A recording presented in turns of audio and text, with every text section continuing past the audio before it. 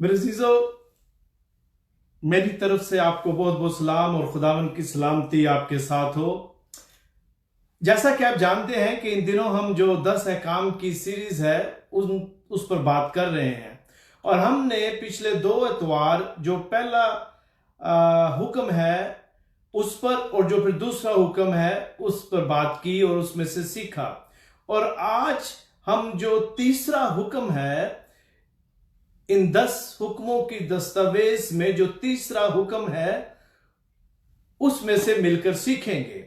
और मैं चाहता हूं कि अगर आपके पास खुदावंद का कलाम है तो मेरे साथ आप निकालें और हम खुदावंद के पाक कलाम में से खरूज की किताब के 20वें बाब की 7वीं आयत को देखते हैं। और यहां ये जो तीसरा हुक्म है ये लिखा है, और खुदावंद के पाक कलाम में यूं लिखा है, तू खुदावंद अपने खुदा का नाम बेफायदा ना लेना, क्योंकि जो उसका नाम बेफायदा लेता है खुदावंद उसे बेगुनाह ना ठहराएगा।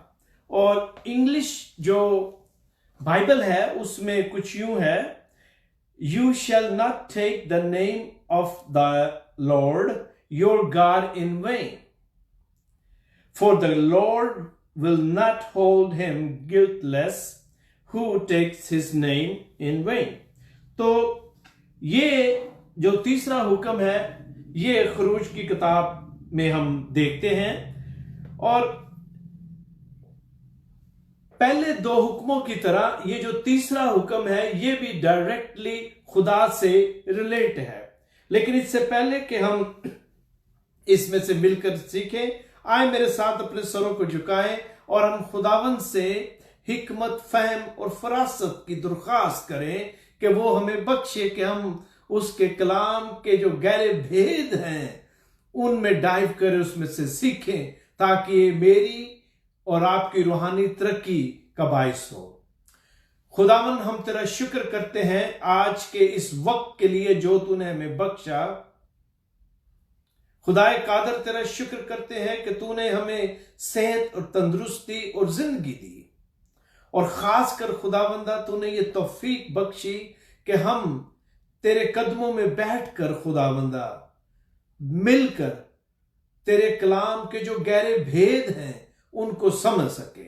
क्योंकि खुदावंद हमारी अकल नाकस है और हम अपनी अकल, अपनी लियाकत की बदौलत तेरे कलाम को समझने से कासर है। सिर्फ और सिर्फ तेरा पाक रूह जो है वो हमारी रहनुमाई करता है, हमारी मदद करता है, हमारी रूहानी आंखों को खोलता है। खुदावंदा, आए बाप, तेरा शुक्र करते इस बात के लिए कि तूने वो मददगार खुदावंद अपने लोगों को दिया। और आए खुदावंद, तेरे आगे इल्तिजा करते हैं आज अब हम तेरे कलाम में से जब ये तीसरे हुक्म में से सीखते हैं तो तू हमें तौफीक देना कि हम खुदावंद जहां इसको सीखते हैं इस पर अमल करें, और जब हम इस पर अमल करते हैं तो खुदावंद तेरे ये नाम की इज्जत है, वडियाई है, तारीफ है। तो हमें तौफीक दे के खुदावंद हम तेरा नाम जो है बेफायदा ना ले। कादर मुतलिक, तू बोल, तू कलाम कर। खुदावंद, हम सुनने के लिए तैयार हैं। तेरे नाम में हम मांगते हैं, आमीन। मेरे अजीजों, जब हम इस तीसरे हुक्म की तरफ आते हैं तो ये जो तीसरा हुक्म है, मैंने कहा अभी कि ये पहले 2 हुक्मों की तरह खुदा की जो जाते अकदस है उससे डायरेक्ट रिलेट होता है, और ये तीसरा हुक्म पहले 2 हुक्मों की तरह है। बेसिकली ये तीनों हुक्म अगर आप इन्हें और ज्यादा ब्रेक डाउन करें तो आप देखेंगे कि ये तीनों हुक्म मिलकर, और आगे चल के हम एक और हुक्म के बारे में देखेंगे, ये खुदा की जाते अकदस के लिए है। और यहां पर लिखा है कि तू खुदावन अपने खुदा का नाम बेफायदा ना लेना। आम फैम, या आप ये कह लें आम तौर पर यह समझा जाता है, ये ख्याल किया जाता है कि बेफायदा जब खुदा का नाम लेने की बात आती है तो शायद कोई खुदावंद करे तो ये बेफायदा होता है, या ये कहे कि उसकी बार बार खुदा की कसम, मुझे खुदा की कसम, खुदा की कसम, मैंने ऐसे नहीं किया, खुदा, ये बेफायदा है। हाँ, ये बिल्कुल ठीक है, ऐसा है, लेकिन इसके साथ साथ इसकी और भी एप्लीकेशंस हैं जिनमें से हम मिलकर सीखेंगे, और ब्रॉडर एप्लीकेशंस हैं। कलाम मुकद्दस में जब ये लिखा हुआ हम पढ़ते हैं कि उसका नाम जो है उसको बेफायदा ना लें, और फिर आगे लिखा है कि जो भी खुदा का नाम बेफायदा लेगा, इसको अगर मैं उर्दू की सादा ट्रांसलेशन में कहूं अपनी जुबान में, तो इसका मतलब खुदा कहता है कि मैं तुम्हें माफ नहीं करूंगा, तुम्हारे जिम्मे ये गुनाह लगेगा अगर तुमने मेरा नाम बेफायदा लिया। ये है प्लेन इसकी ट्रांसलेशन। और जब बेफायदा लफ्ज हम इंग्लिश में देखते हैं, या जब हम उसकी ओरिजिनल जो जुबान है उसमें देखते हैं, तो इसका मतलब, एक तो इसका मतलब है तौहीन या ब्लास्फेमी, और कुछ कलीसियाएं बड़ी अच्छी तरह इस लफ्ज ब्लास्फेमी से वाकिफ हैं। खुदा के नाम को मेरे अजीजों जब हम बेफायदा लेते हैं तो ये तौहीन के जुमरे में आता है। ये कोई बड़ा सिंपल सादा या कोई इजी हुक्म नहीं है। इसकी अगर मैं ये कहूं दूसरे दोनों हुक्मों की बनिस्बत ज्यादा वायलेशन होती है तो मैं गलत नहीं हूं, इसलिए कि हम दूसरे हुक्मों के बारे में जब पढ़ते हैं, या हमने जो सीखा है अभी तक 2 हुक्म के बारे में, तो हमने देखा है कि तू मेरे हुजूर गैर मबूदों को ना मानना, तू कोई अपने लिए तराशी हुई मूर्त ना बनाना। तो हम कहते हैं अच्छा चले, मेरे घर में कोई स्टैचू नहीं है, मेरे घर में कोई बुत नहीं है, मैंने कोई तराशी हुई मूर्त नहीं बनाई, और मैं उसके आगे गिरकर सजदा नहीं करती या करता। Very simple. यहां आप कहते हैं कि नहीं, पहला हुक्म जो है उसकी मैं पूरी पैरवी करता हूं या करती हूं कि मैंने खुदा के अलावा किसी और महबूद को सजदा नहीं किया, माना नहीं, उसके आगे दुआ नहीं मैं करता या करती। Is easy. लेकिन जब तीसरे हुक्म की बात आती है तो हमें पता भी नहीं चलता कि हमने कब इस हुक्म की खिलाफ वर्जी की है, इसको तोड़ा है, वायलेशन की है। ये इतना इजी और आसानी से हो जाता है, इसकी वायलेशन हो जाती है कि हमें पता भी नहीं चलता। लिहाजा आज गौर से सुने, मेरे साथ मिलकर देखें कि हम किस तरह इस हुक्म की वायलेशन के जुमरे में बड़ी आसानी के साथ आ सकते हैं। खुदावंद के कलाम में, जैसा कि मैंने अभी आपको कहा कि ये जो तीसरा हुक्म है ये तौहीन के जुमरे में आता है, और ये हुक्म जो है इसकी इनफरादी तौर पर भी खिलाफ वर्जी होती है, इज्तिमाई तौर पर भी होती है। दोनों सूरतों में इसकी खिलाफ वर्जी होती है, और इसकी खिलाफ वर्जी चर्च में भी होती है और चर्च से बाहर भी होती है। चर्च से मेरी मुराद चर्च बिल्डिंग नहीं, कलीसिया, क्रिश्चियन लाइफ जो है मैं उसकी बात कर रहा हूं, सेकुलर और क्रिश्चियन लाइफ की मैं बात कर रहा हूं। हम इसको 3 हिस्सों में तकसीम करेंगे, और 3 जो एरियाज हैं उनको जल्दी से देखेंगे। नंबर 1 तो है हुक्म की तौहीन और ब्लास्फेमी जो है, और फिर नंबर 2 है कसमें और वादे, जो वॉज और ओथ और प्लज होता है, उसके बारे में देखेंगे कि किस तरह इस हुक्म की इस एरिया में जो खिलाफ वर्जी होती है। और तीसरा है खुदा का नाम लूजली लेना, आसानी के साथ। ये जो है इस एरिया में हम देखेंगे किस तरह खुदावन के इस तीसरे हुक्म की जो उसने बनी इस्राइल को दिया, और आज मेरे लिए और आपके लिए भी उतना ही आम है, इसकी खिलाफ वर्जी होती है। और चंद वेरी सिंपल, बड़ी सादा सादा मिसालें मैं आपके सामने रखूंगा, सादा रोजमर्रा के वाकयात जो मैं और आप एक्सपीरियंस करते हैं, उनमें से गुजरते हैं, और हमें पता भी नहीं चलता, और खुदा के ये जो तीसरा हुक्म है जो उसने दिया उसकी खिलाफ वर्जी होती है। आपने अक्सर देखा होगा कि चर्च में लोग जमा होते हैं। चर्च में क्यों हम आते हैं?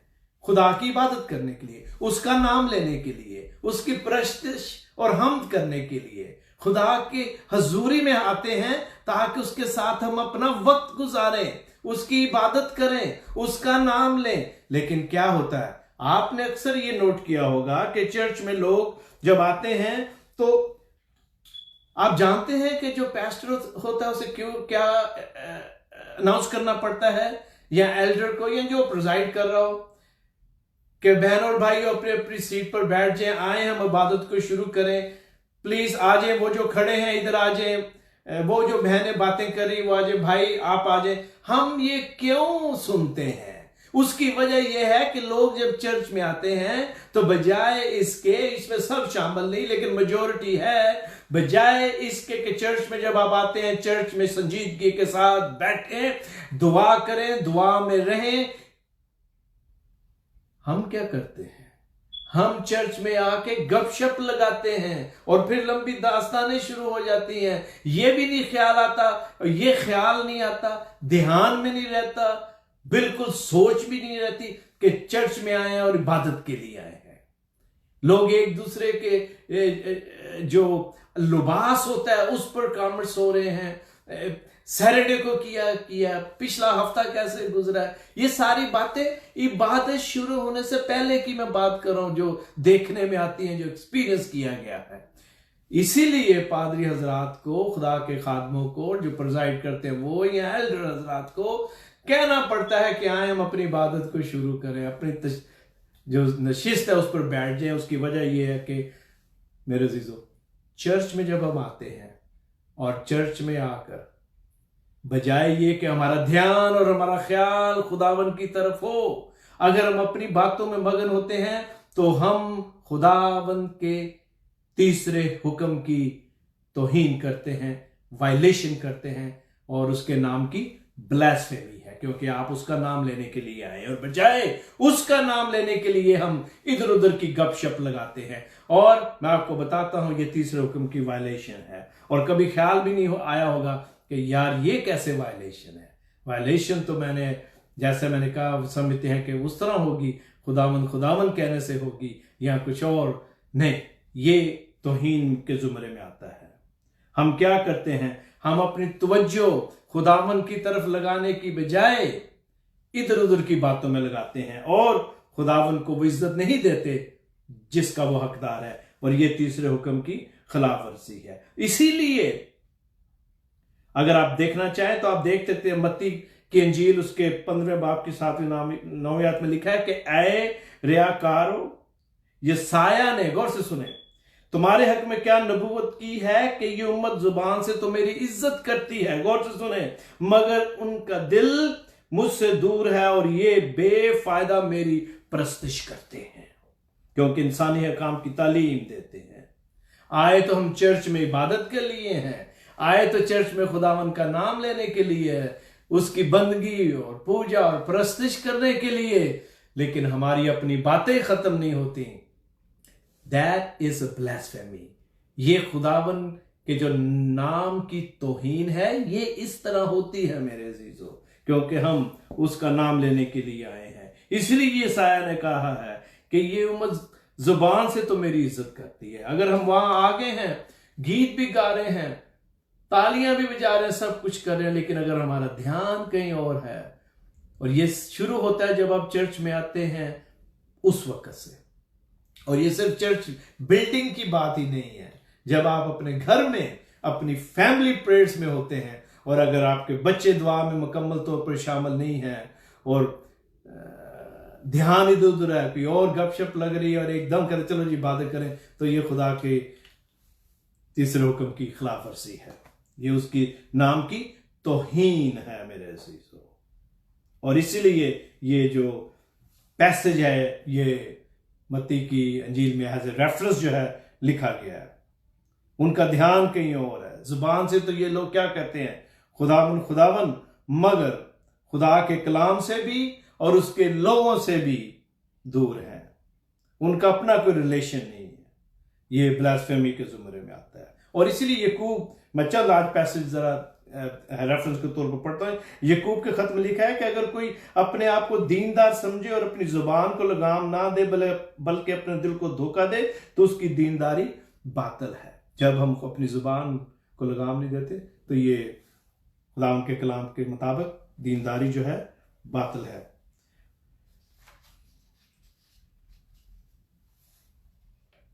और फिर एक और तरह भी खुदा के कलाम की जो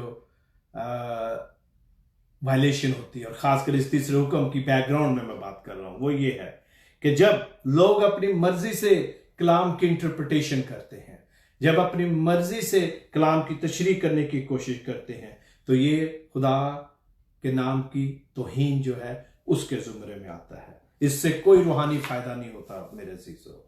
और हम देखेंगे कि ये कैसे होता है। ये खिलाफ वर्जी जो है मेरे अजीजों, जैसा कि मैंने पहले कहा, क्रिश्चियन लाइफ में भी है, नॉन क्रिश्चियन लाइफ में भी है। चूंकि दूसरा पॉइंट जो है, चूंकि हम इस दुनिया में हैं, इसलिए दोनों जो लाइफ है उसमें से हम गुजरते हैं। और ये जो तीसरा हुक्म है इसकी बड़ी आसानी के साथ वायलेशन हो जाती है। दूसरा जो पॉइंट था वो है कसमें और वादे। हम जानते हैं कि इंसानी फितरत में शुरू से ही वादा खिलाफी है। जब खुदा ने कहा ये फल नहीं खाना, बेसिकली खुदा कह रहा था ओए इस दरख्त कोल भी ना जाना। सिंपल ट्रांसलेशन ये है। लेकिन उन्होंने क्या किया?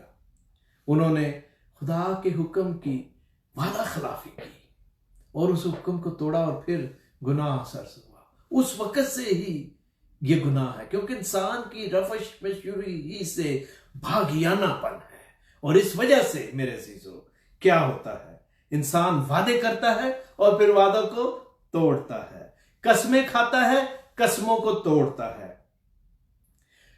कलाम मुकद्दस में हम देखते हैं कि बनी इसराइल क्या करते थे। पुराने अहदनामे में अगर आप पढ़े तो लिखा है कि जब भी इसराइली कोई एग्रीमेंट करते थे, कोई एग्रीमेंट जो है उसको उन्होंने कंप्लीट करना था, तो उस एग्रीमेंट में दो फरीक होते हैं। आज भी ऐसे होता है एग्रीमेंट में, एक फरीक किधर है, एक फरीक किधर है। अब दोनों फरीक को किसी और हायर अथॉरिटी की जरूरत है जिसकी शहादत जो है कायम की जाए, उसके हुजूर ये जो एग्रीमेंट है उसको किया जाए। और हम देखते हैं कि बनी इसराइल अपने एग्रीमेंट और वादों कस्मों के दौरान खुदा को दरमियान में लाते थे और खुदा को अपील करते थे। तो जब दोनों पार्टियां जो हायर अथॉरिटी है उसको अपील करते हैं तो क्या करते हैं? आप उसको ऑनर करते हैं। जब निकाह होता है तो क्या होता है? एक तरफ दूल्हा है, एक तरफ दुल्हन है, दरमियान में खुदा का जो खादम है वो खुदावंद को दावत देता है और खुदा जो है दरमियान में होता है, वो हायर पावर है और उसके सामने दोनों जो फरीक हैं वो वादा करते हैं और खुदा से अपील करते हैं कि मेरी मदद करना। खुदा से अपील करते हैं कि खुदा मुझे तौफीक दे कि मैं अपने इस वादे पर कायम रहूं।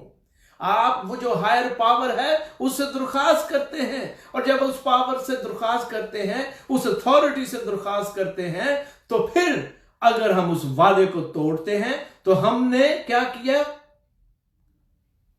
उसकी तौहीन की, क्योंकि हमने उसको दावत दी कि आए खुदा मैं अपील करता हूं, मैं अपील करती हूं कि मुझे तौफीक दे कि मैं अपने इस वादे पर कायम रहूं। और जब हम वादे की खिलाफ वर्जी करते हैं तो हमने उसकी तौहीन की है, तीसरे हुक्म की वायलेशन की है, क्योंकि हमने अपनी जो कस्में हैं, जो वादे हैं, उनको तोड़ा है। क्योंकि उसको अगर हम दरमियान में लाते हैं और फिर उसके नाम पर दुआ करते हैं और मदद मांगते हैं और फिर जब उसकी खिलाफ वर्जी होती है तो उसके नाम की तौहीन हुई है, बेफायदा नाम लिया गया है, उसको बुलाया गया और फिर उस कसम को तोड़ा गया है, तो क्या हुआ? खुदा के नाम की तौहीन की गई है। इसलिए मेरे अजीजों बहुत जरूरी है कि अगर हम अपनी किसी एग्रीमेंट में खुदा को शामिल करते हैं, उससे अपील करते हैं, तो फिर उसकी जो इज्जत है वो उसको दे।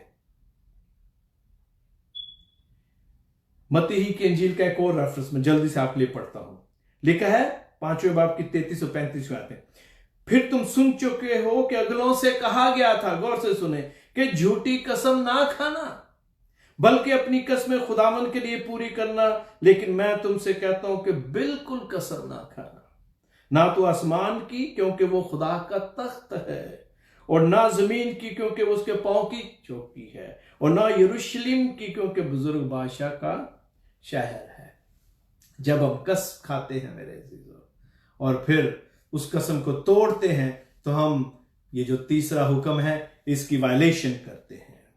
इसीलिए उस इस्तिस्ना के 10वें बाब की 20वीं आयत में लिखा है, तो खुदावन अपने खुदा का खौफ मानना, उसकी बंदगी करना, उससे लिपटे रहना, उसी के नाम की कसम खाना।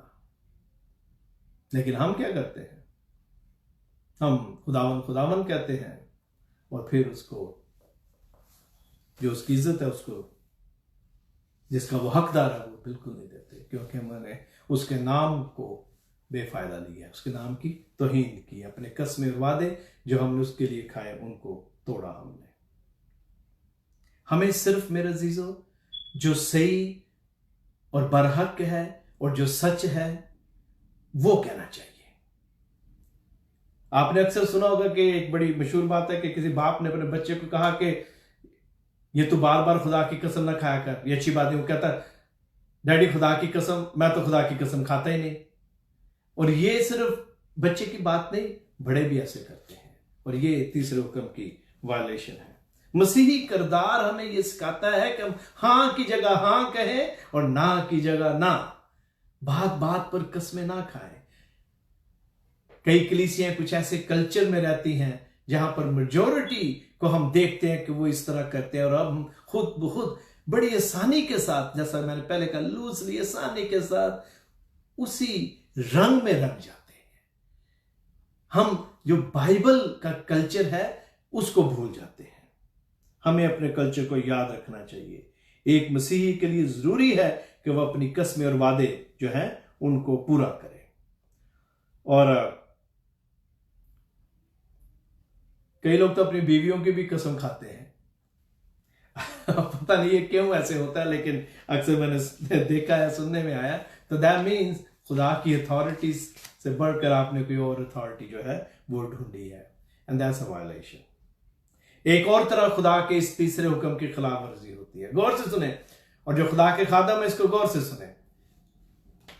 जो पैस्टर है, एल्डर है, कोई भी, मैं आपके लिए भी और अपने लिए भी ये कहना चाहता हूं, गौर से सुने। और जो कलीसिया है वो भी गौर से सुने। आप सब ने अक्सर ये अल्फाज जो हैं वो सुने होंगे जो प्रीचर हैं उनके मुंह से, और वो कुछ इस तरह है। लेकिन इससे पहले मैं एक बात करना चाहता हूं।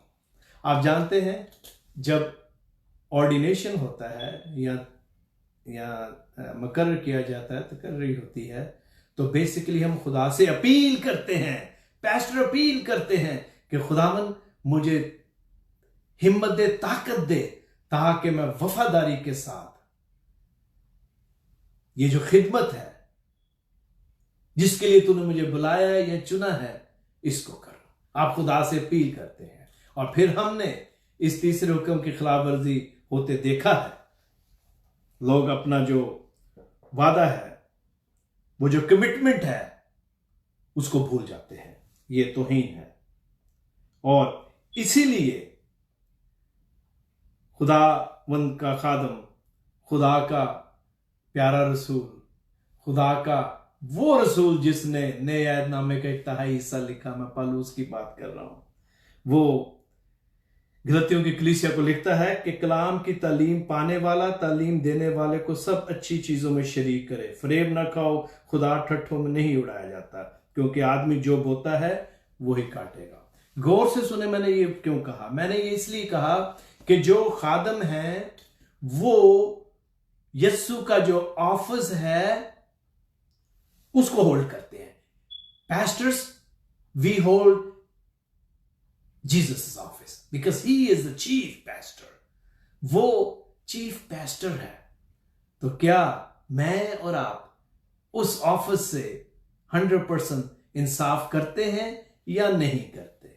और अगर नहीं करते तो हमने तीसरे हुक्म की खिलाफ वर्जी की है, क्योंकि हमने उसे अपील की थी कि वो मेरी मदद करे ताकि मैं उसकी खिदमत कर सकूं। और मैंने थोड़ी देर पहले एक बात कही थी, मैं वापस आता हूं उसकी तरफ। खुदा का खादम मेरे अजीजों यस्सु का जो ऑफिस है उसको होल्ड करता है, वो पैस्टर है, ठीक है।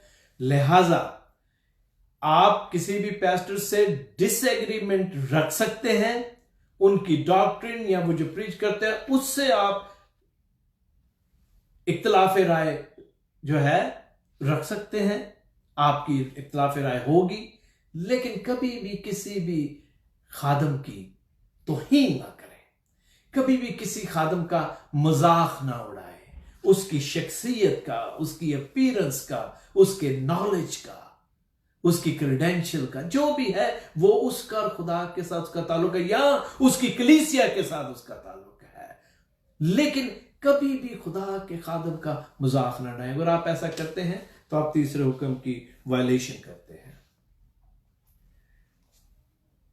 आप जानते हैं कि इस्राएली कौम जो है वो यहोवा खुदा का नाम भी जुबान पर नहीं लाते थे, इतनी ज्यादा इज्जत और ताजीम जो है उसको दी जाती है, आज भी ऐसी है। और हम बड़े लूजली, बड़ी आसानी के साथ खुदा का नाम ले लेते हैं, और बजाय इसके कि हम सोच कर समझ कर बात करें, हम बात बात में खुदा के नाम की तौहीन करते हैं। आज बहुत सारे खादम बड़ी आसानी के साथ लूजली कह देते हैं, मुझे खुदा ने ये कहा, मुझे पाक रूह ने ये कहा, पाक रूह ने मुझसे बात की। Really really do you have a material to back up? मैं आप ये बात अपनी तरक्की के लिए और आपकी रूहानी तरक्की के लिए करना चाहता हूं। Let's be very careful when we say God has spoken to me, the Holy Spirit has told me to speak this. Be careful what we do, be careful what we say. जो भी हम कहते हैं हम इसका बड़ा ख्याल रखें कि क्या वाकई खुदा ने मेरे साथ बात की है कि नहीं। And there is a different way, उसको चेक किया जा सकता है। और अगर हम ऐसा नहीं करते मेरे अजीजों, तो हमने खुदा का नाम बेफायदा लिया, और बल्कि हम खुदा को गवाह बना रहे हैं कि खुदा ने मुझे कहा है ऐसा क्या। इसलिए इसका बड़ा ध्यान रखें जब ये कहते हैं कि मुझे खुदा ने कहा है कि मैं ऐसा कहूं। Make sure it is what it is. अगर हम ऐसा नहीं करते तो हम खुदा का नाम जो है लूजली लेते हैं। एक और बात है जहां पर हम अक्सर देखते हैं कि इस जो तीसरे हुक्म की वायलेशन है वो किस तरह होती है। आपने अक्सर देखा है लोग कब्रों पर जाते हैं, कब्रों पर जाकर कुछ ऐसी बातें कही जाती हैं, कुछ ऐसे रस्में उनको पूरा किया जाता है, लोग करते हैं। कलाम में इसकी इजाजत नहीं है। अगर आप कब्रों पर जाकर कुछ इस तरह के काम करते हैं, कुछ इस तरह की इबादतें करते हैं जिनकी इजाजत नहीं, तो ये खुदा कि तीसरे हुक्म की खिलाफ वर्जी है, क्योंकि वहां पर आप यीशु मसीह का नाम ले रहे हैं, वहां पर आप खुदा ताला जो है, जो आसमानी बाप, उसके नाम पर ये सब कुछ कर रहे हैं। कलाम में इसकी इजाजत नहीं है, और अगर आप करते हैं तो आप खुदा के कलाम की बात की नाफरमानी करते हैं, और ये तीसरे हुक्म की खिलाफ वर्जी है, क्योंकि आपने उसके नाम से वहां जाकर दुआ की और अपील की। ये तीसरे हुक्म की खिलाफ वर्जी है, और बाज लोग इस बात से नावाकिफ है या थे।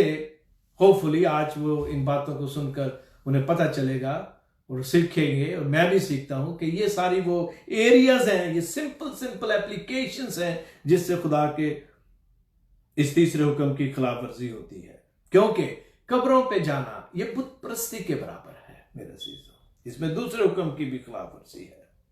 बहुत सारे लोग चिल्ले काटते हैं, मशके करते हैं। कोई कहता है 23 ज़बूर को इतनी दफा पढ़ो, कोई कहता है 21 ज़बूर को इतनी दफा पढ़ो, बुड़बड़ाते हैं। खुदा का नाम बेफायदा लिया जा रहा है। दिस इज रॉन्ग, ये कलाम के मुताबिक सही नहीं है। ये जो वजीफे हैं, ये जो लोग मशके करते हैं, ये कोई रूहानी तरक्की के लिए नहीं है, ये किसी और मकसद के लिए है। कलाम में इसकी कहीं इजाजत नहीं है। कलाम को सीधा सीधा पढ़ा जाए, क्योंकि जब आप इसको बार बार रिपीट करें तो खुदा के नाम की बेहुरमती कर रहे हैं आप, क्योंकि आप मश्क कर रहे हैं किसी और काम के लिए। आप वजीफा, जिसे हम उर्दू में लफ्ज यूज करते हैं, वो करने की कोशिश करते हैं। ये कलाम इसकी इजाजत नहीं देता। मैं आपको बताना चाहता हूं कि ये तीसरे हुक्म की बहुत बड़ी खिलाफ वर्जी है, और ये अक्सर देखने में आती है। और इससे कोई रूहानी फायदा नहीं होता। यहां एक पैस्टर है, उन्हें मैं जानता हूं, उन्होंने किताबें भी लिखी हैं। वो छोटी छोटी बातों पर कहते हैं और आप हैरान होंगे। वो दुआ करते हैं कि खुदावन यहां पर बहुत ज्यादा ट्रैफिक है, सड़क जो है वो साफ हो जाए ताकि मैं चर्च टाइम पर पहुंच सकूं। और वो बताते हैं पास्टर कि मैंने दुआ की तो गाड़ी जो है रास्ता साफ हो गया और मैं जल्दी से पहुंच गया। तो इसका मतलब ये है खुदा ने दूसरी गाड़ियों का छोड़ दो, इसको जाने दो। या वो कहते हैं जी मुझे पार्किंग की जरूरत है, तो क्या खुदा उस पास्टर के लिए दूसरी गाड़ी वाले जो है उसको ड्राइवर को रोक रहा है? ये सारी वो ऐसी बातें हैं जो मजाक सा बन जाता है। और ये मैं एक बहुत बड़े पादरी की बात कर रहा हूं। ये तीसरे हुक्म के खिलाफ वर्जी है। क्या आप ये कहते हैं कि खुदा आपकी वजह से आपके लिए सारी ट्रैफिक को रोक देगा?